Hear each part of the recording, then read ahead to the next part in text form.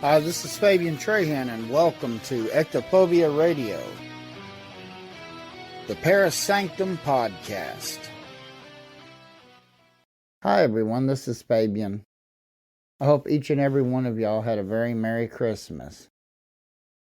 As we approach the new year, 2023, I actually wanted to talk about the Yuletide. The creatures of Yuletide. So, last night on the show that I co-host with my cousin Lisa Terrio, Scanning the Frequencies, which can be heard on Live Paranormal every Monday night at 8 p.m. Eastern, United States time, we were joined by our great friend, David Serven. We all were discussing the creatures of Yuletide, and we had such a great time. It was so much fun. So we did a live. I decided I was going to do a live, kind of do both at the same time. I do this sometimes for the ParaSanctum podcast, since I am co-hosting a show, a syndicated show on the HistoryFM Live Paranormal Network. We had a ball discussing the creatures of Yuletide. So without further ado, episode 26 of the ParaSanctum podcast. I done it live last night on the air with cousin Lisa and our great friend David. I hope you enjoy it. Well, David, there you go. Have you had some Guinness too? No, I have not, but I might crack open my last jar of mead on New Year's Eve. Oh, yummy. Love mead. What is Good that? stuff. Mead is honey wine. It's a Viking honey wine. Oh, and you know what? You just set the tone for what I was just fixing to talk about. He is going. Very good, David. David, you're going to be on the ParaSanctum. Well, you're going to be on the ParaSanctum podcast because I do these every now and again. I like to do a live ParaSanctum podcast. So I was going to actually say your name and you called. How cool. You remember about 2 or 3 weeks ago when we were talking about, or 2 weeks ago when we were talking about the origins of Yule? Yes. Oh, yeah. I actually determined what they were. And it's funny that David should bring up the Vikings because it turns out Yuletide is from the Vikings, and it was a celebration of bringing the largest wood log into your hearth and burning it and celebrating for 12 days by putting things like holly on top of them. You know how the Vikings love their big wood. Oh yeah, they sure did. They love the Great North Woods and the Viagra, but. They actually, but no, yeah. Shut up! Now you got me singing. Put another log on the fire. Did you ever watch? Well, no, really, no. But in all seriousness, the log was used as a. When they burnt the log, they would take the ashes and throw it out in the garden, so that in the spring that the ashes worked as a great source of nitrogen for the soil, and then they would grow. So anyway, with that being said, I found this really delicious website called Listverse that has 10 dark legends of Yuletide. And since you're on now, David, what about the Norwegian cat? Yes, it's on here, and actually, I'll get to that in a minute. It's on here. Well, anyway, I'll just start off with this. It says, for most, the Christmas season is a time of joy, presents, and family. However, in Europe, there are certain Yuletide traditions that hint at a darker past. Even more than Halloween, the time around Christmas has traditionally been associated with folkloric creatures of terrifying darkness. According to this, Yuletide werewolves in Central and Southern Europe. It was children born on Christmas Day were believed to become werewolves in old Yule time. Oh, damn. And isn't that cool? Yeah, that's what they said. They said the werewolf of Paris, Arthur Guy Endore revitalized this tradition by having his werewolf, Bertrand Calais, be born on Christmas Day. So it's interesting. It was argued that folk Catholic belief in Yuletide werewolves is a remnant of the Roman festival of Lupercalia, a winter celebration intended to honor the she-wolf who raised Romulus and Remus. The fear of werewolves was once so strong that even uttering the word wolf was believed to bring bad luck upon the entire village. Okay, who wants to go first and tell me what you think about that Yuletide? That's number 10 of that's number 10 of 10. It's a descending list. Well, yeah, I love one, wolves. No, go ahead, Lisa. Yeah, I love wolves. Wolves are the best, and I want to go to a sanctuary and go play with them. How's that? What about werewolves? No, they don't count. They're human, sort of. Okay. But are they? But are they honestly? I don't know. I don't know. Really. What are they? That's true. But my due date was originally Christmas Day. Oh well. I don't know. See, he narrowly avoided being a werewolf. Yeah, that's it. You nailed it, Mikey, if you're listening. That's a strange legend, strange piece of lore to be honest, completely. Yeah. I mean, I know people cannot absolutely physically transform into a wolf because it is biologically impossible. Right. But the mentality, the behavior, the feral ferociousness of it can be completely different. Didn't Ed and Lorraine Warren have to deal with a werewolf over in England?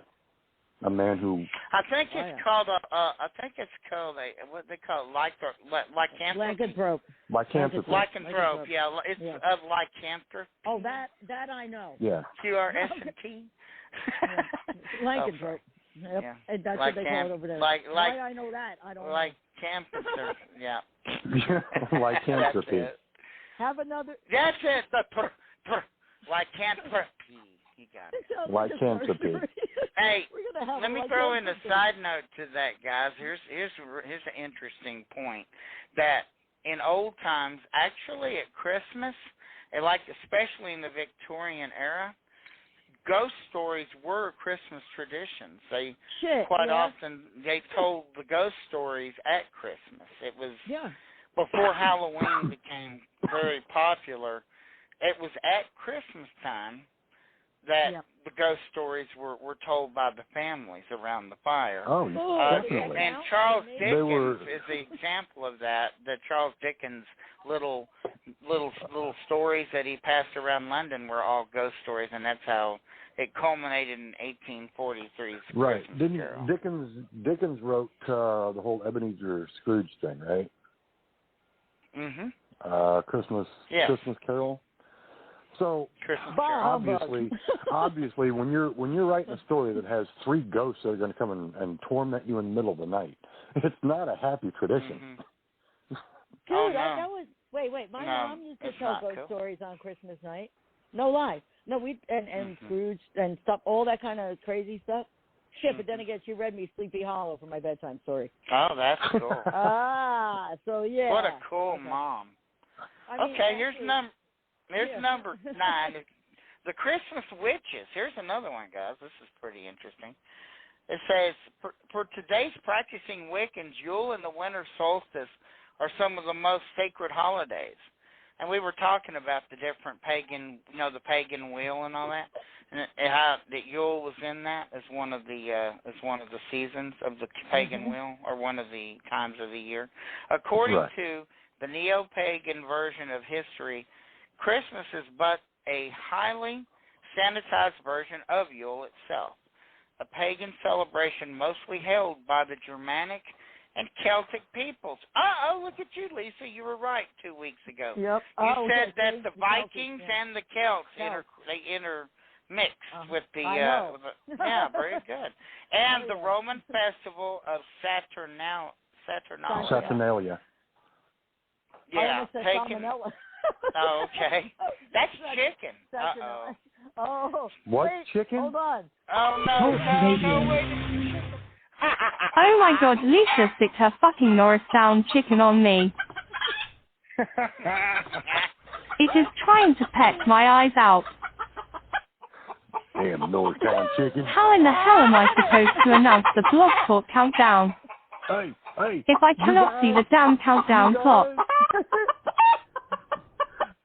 Lisa,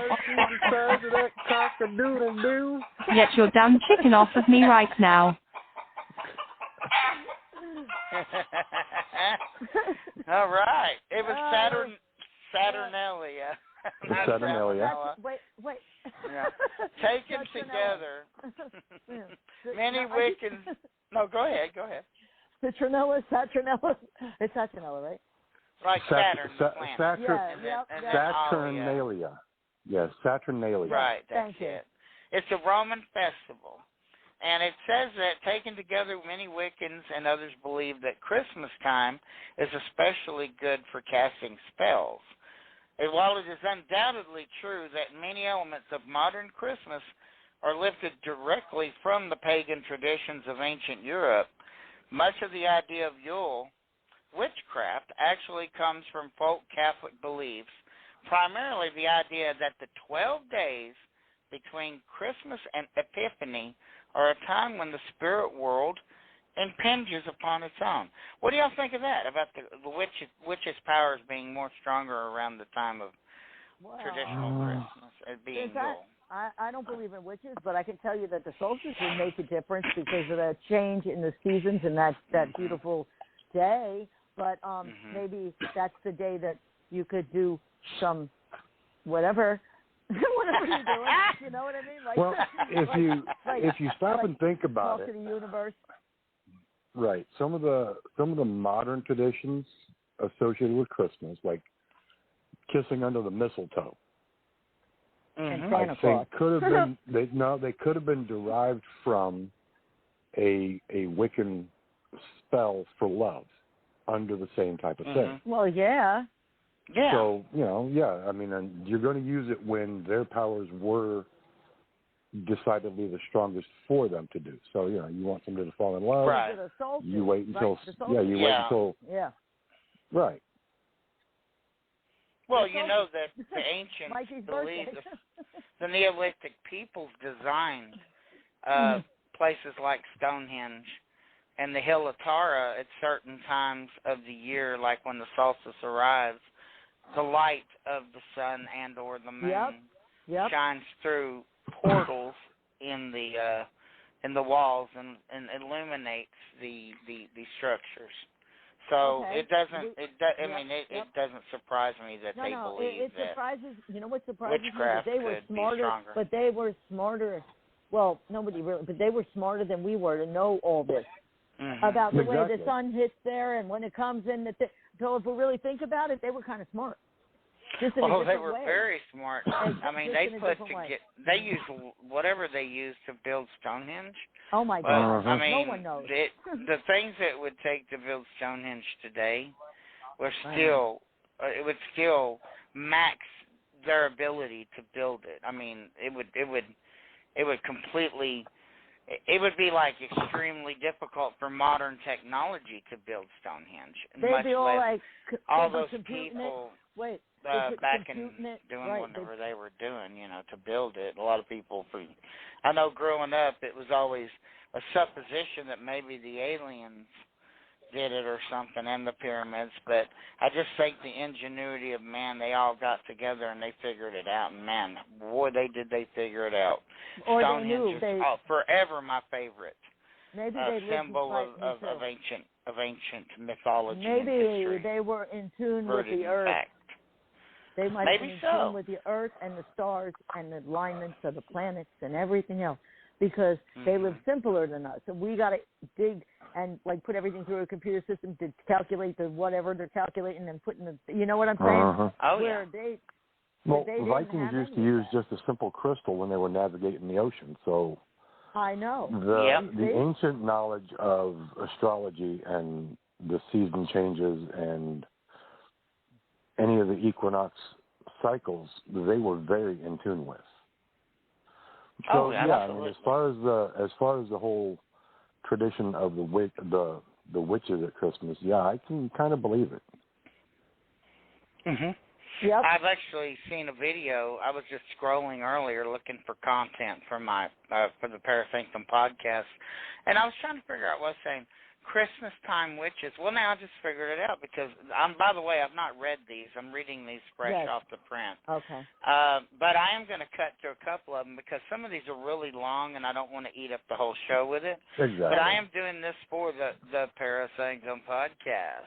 Yeah. So here's one that I just thank you. Here's one that I just caught. I talked to Lisa about before the show. And it's called the Cloud Boss. And did y'all ever watch Grimm? You remember that series Grimm? No. Hank and Grimm, and they went after the. I recommend Grimm. Grimm is an amazing show. It still is. If you've never watched it was out about 5-7 years ago. Oh no, wait, 10 years ago. It was about 10 years ago when it came out. Yeah, that's right. Was it just Grimm, or was it like the Brothers Grimm, or? Well, it's a descendant. See, the storyline is that the Grimms were actually they were hunters of different types of creatures that pretended to be human, spiritual energies, and they go after all the creatures from the Brothers Grimm, and they kind of like Van Helsing. The creatures, yes, absolutely, very similar. So if you like Van Helsing, you'll love this. But it's actually interesting how the Claw Boff. It just reminds you, if you were, and all the people out there that have watched Grimm, all the creatures were given these German names from the book. It seems like I remember the Cloudboff being on Grimm, but here's the story of the Cloudboff. It's a demonic helper of Saint Nicholas. Now, here's the interesting thing about it. Of course, it's what it's going to say. It's saying, however, thanks to the internet, comic books, and certain horror films, much of the world has seen the renewed version of the Cloudboff, which is the Krampus. And it's also the demonic helper of St. Nicholas. Krampus is native to the German-speaking regions of the Alps. However, it is incorrect to think that there is just one interpretation of Krampus. The Cloudboff, in both East Tyrol and the German-speaking Italian region of South Tyrol, they are called the Cloudboff monsters, or ugly and hairy creatures that are summoned by the vocalizations of children on the eve of St. Nicholas Day. Once awakened, the Cloudboff follow St. Nicholas as he goes house to house to find the good and bad boys and gifts. In some places, such as in Thurn, Austria, locals and Cloudboff performers engage in violent wrestling match. We could have just said Krampus. Yeah, basically that's what this is. So go ahead and re-elaborate for everyone what we discussed about this Krampus thing, Lisa. Oh, well, which part? No, the part about the Krampus. You were telling me about the Krampus before we started. Well, I don't know too much about it, but I know I believe that is what my mom was taught. Yeah, that's what you were saying. Before, because she told me about, she talked about the helper, too. So this might be the same story. And that they'd have to be, they were afraid. They were afraid if that was going to come until, of course, until Santa Claus became popular, as is, like St. Nick, through Coca-Cola. When Coca-Cola just brought Santa out into Coca-Cola and gave everybody cocaine in their Coke, then it became extremely popular. Hey, that won the war, man. No shit. Hey, listen, but you just nailed it, Lisa. I just found it where I just now read this. I remembered a keyword. German-speaking Italian region. Yep. And you are Germanic and Italian. Yep. So maybe that was your mom German or Italian? I'm a Van Brunt, so we're Dutch, Irish, Scottish, a little bit of Swedish, that kind of and I forget what the fuck. Wait, Dutch, Wales. You mix the Swedish and the Italian, you can make a good meatball. Yeah, no doubt. That's what I was saying. The best fucking meatballs, okay? I make the best fucking meatballs of all. Okay, that's it. I'm telling you What do you think? What do you think, David, about the Clawboff, a.k.a. Krampus? I'm not sure. See, yeah, I'm kind of torn on that one. I know that any parent's going to use any kind of method they can to force their children to behave. So, okay, you've got Santa Claus. He's going to come bring you all the stuff as long as you're good. But you got to have something in there to portray that negative. So, oh yeah, and Santa Claus has got that demon that helps him. And if you're bad, oh boy, you don't want to know what happens there. So so this thing ran around at Yule time, and of course, a lot of people this is all about Yule. This whole thing, right? Whole, all of this is in reference to Yule, the terrifying Yule things. You can imagine these kids, and they're watching this parade, and they're like, this is the old times, because we all know the fairy tales were actually horror stories that were rewritten. They were horror stories, and they were watered down for a more modern generation. But back in ancient times, going into the woods was a death sentence for any kid. Well, you got these kids, they're like, well, we're going to be good, so on St. Nicholas Day, we're going to get all this cool shit, and we're going to behave. It really worked probably back then, because everyone was so superstitious, and they really didn't, they thought these things with long tongues and whips, they were going to come eat the kids, So, yeah, that's pretty trippy shit.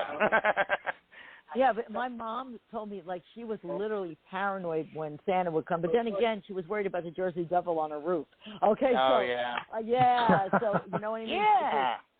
South Jersey and all that, the whole, the whole Jersey Devil. But she said Santa Claus was actually scary, and that she was so happy that I could experience the Santa Claus that was nice. Mm-hmm. Yeah, the whole legends used to scare her.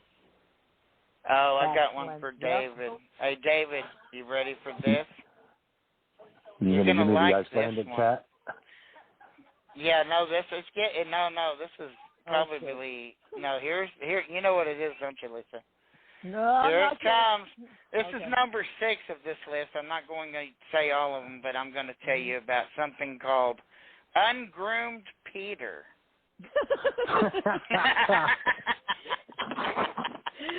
All right, I have not heard this one.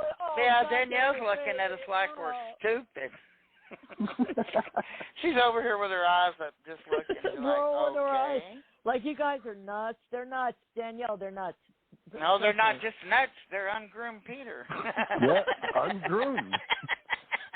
Yeah, no, here, really. This is actually on here. You got to hear this. Yeah, and I'll let David go. I got to hear Douglas David on this. Since he's so interested in the ED epidemic, that I figured I'll let him chime in on this. The ED. Wait, who said I was interested? Well, you started the show out like that. I wouldn't. Oh, here you go. Ungroomed Peter is but one name for a whole host of dark Christmas legends, I imagine, as the central antagonist in Heinrich Hoffmann's story of the same name. Ungroomed Peter is a giant monster with long, shaggy hair and even longer fingernails. He eats or otherwise tortures. But he's a hero. Listen to this. He's a hero. Wait. Like you're reading a storybook. No, listen. He's a hero. Listen. No, I'm telling you. I'm just reading this. You got to hang on. I got to tell you what he is. Okay. Other than having the long, shaggy hair and even longer fingernails, he eats or otherwise tortures the children who terrorize animals, refuse to eat dinner, suck their thumbs, or do mischievous things. Various other boogeymen of German and Austrian legends include the Black Man, Krampus, and Ruprecht. Taken together, these figures are designed to instill in children good habits through terror. They also connect older Germanic practices of the Yuletide with some of the Italian traditions of Carnival. David, what do you think about the Ungroomed Peter? Well, I'm gonna have to mute it. Okay, Beavis. Now you go, butthead. Go ahead. What do you think about the ungroumed? Hey, Beavis, he said Peter. He said Peter. Yeah, he did. Yeah. Peter.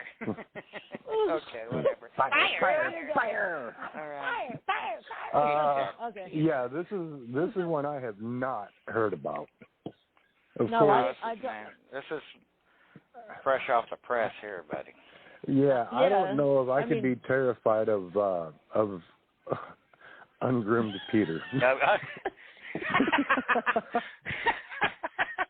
Oh, you know how you defend yourself? It's a bar of Dial soap, I guess.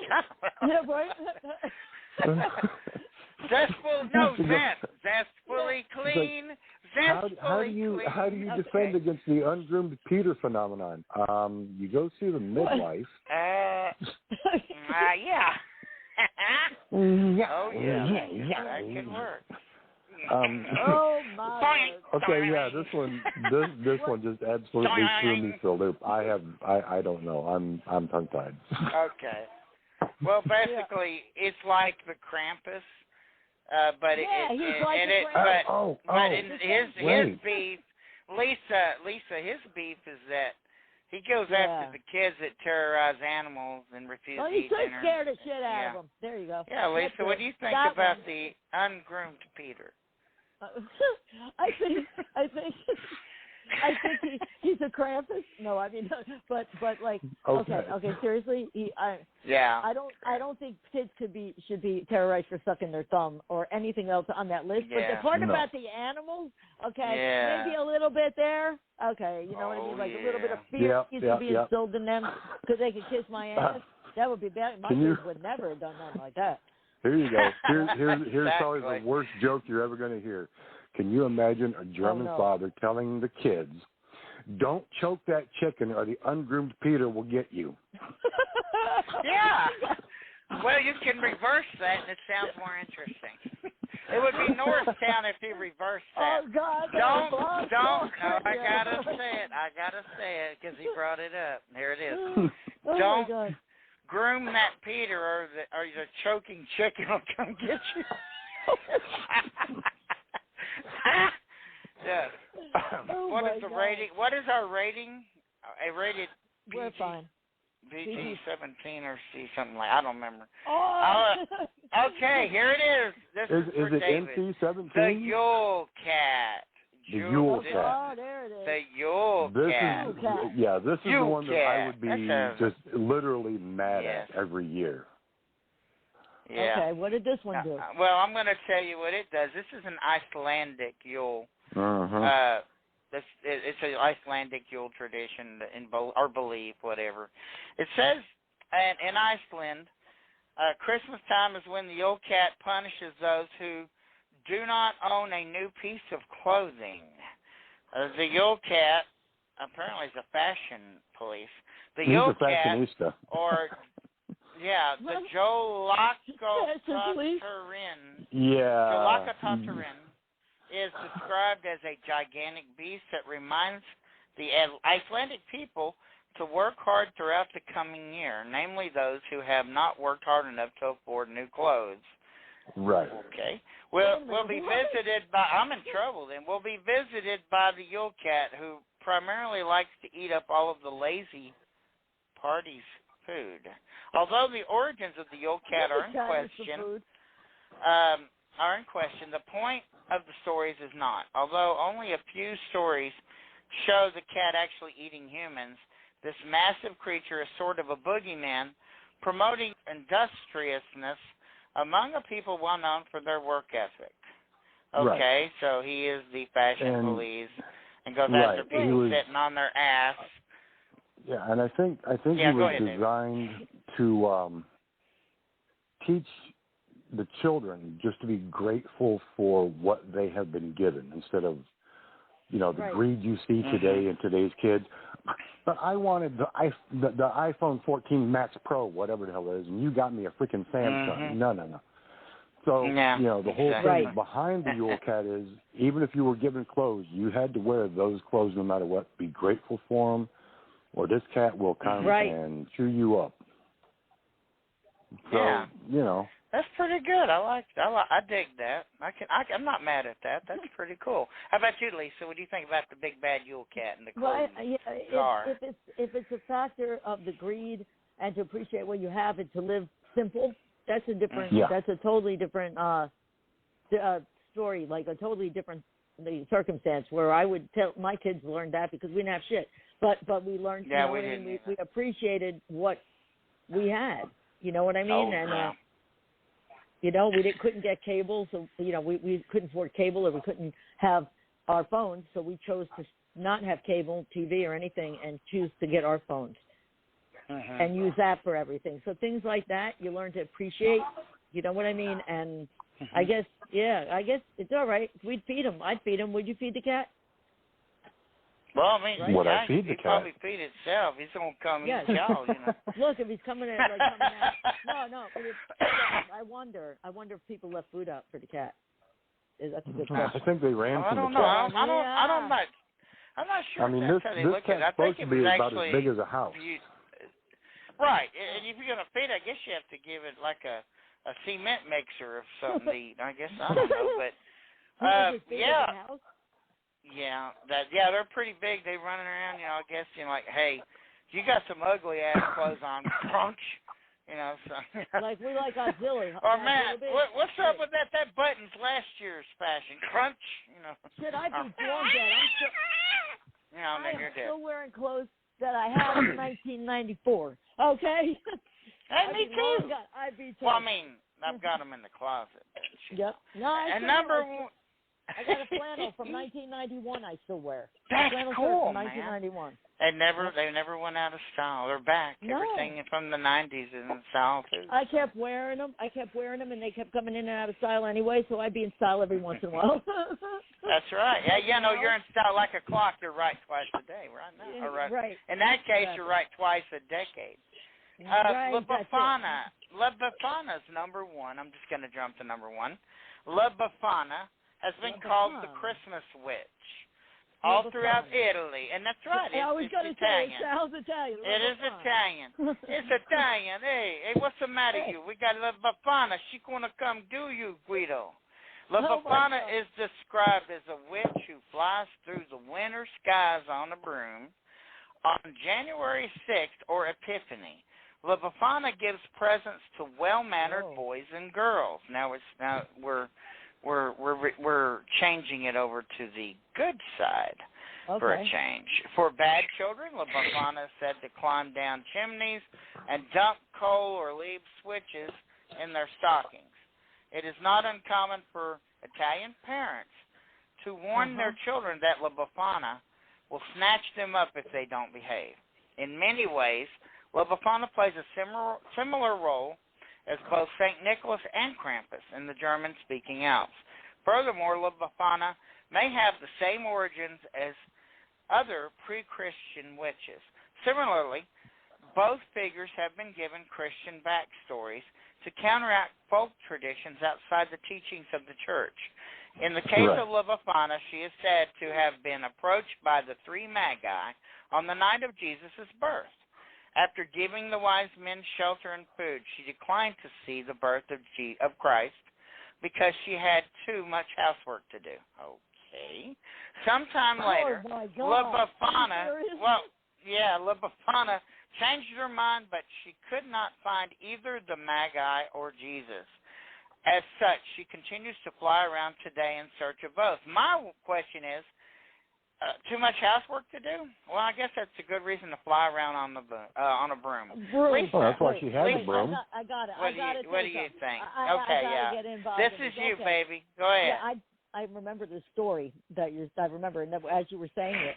But every time the damn church gets a hold of a female, they gotta change the story. That is so true. Okay, so the original story is so every time, like the Catholic Church, of course, they're a little bit behind a lot of it. They get a hold of a female. Next thing you know, that female's something else, like Mary Magdalene. All of a sudden, she's a whore. No, she wasn't. Okay, Absolutely. no, she was not. Okay, none of that's true. And they changed her into like not watching the births. She became a bad thing because she wasn't with the church. I'm getting. Mm-hmm. Absolutely. There you go. That's what it is. You're absolutely right. The church strikes again. All the pagan. Yep. You know, I love God and everything, and I'm cool with Jesus and everything. But I'm gonna tell you something. All the pagan, everything pagan was the Catholic Church came in and made it a part of their own to convert. That's basically that's what they did. All the old pagan sites, a great many of the cathedrals are built on them, over them. So you control the language, you control the religion, you control the nation.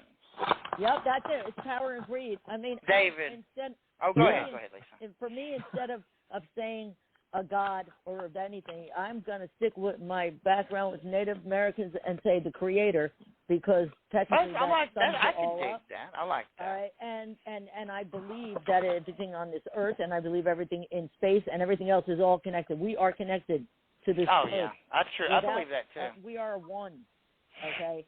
And so Jesus, he was cool, man. He was like a hippie, because if I think back on it, no, really, back in the day, think about it.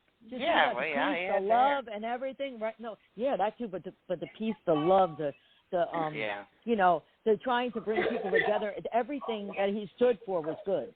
Okay, so you know, he wanted peace and love. That's the bottom line. So there you go. That's my Jesus. Oh, that's great. Hey, David, what did you think of La Befana, the Yule witch? Actually, what I find the most interesting is the date. Yeah, me too. I found January that very interesting. 6th. That was kind of strange. Yep. Epiphany. Yeah. David, you read my freaking mind. I mean, oh my God. That January the 6th, that Epiphany date has, it's proven its side all the way through, and I do think it could be directly linked to La Befana. Yeah, maybe. It really could. Yeah, she's trying to find everybody.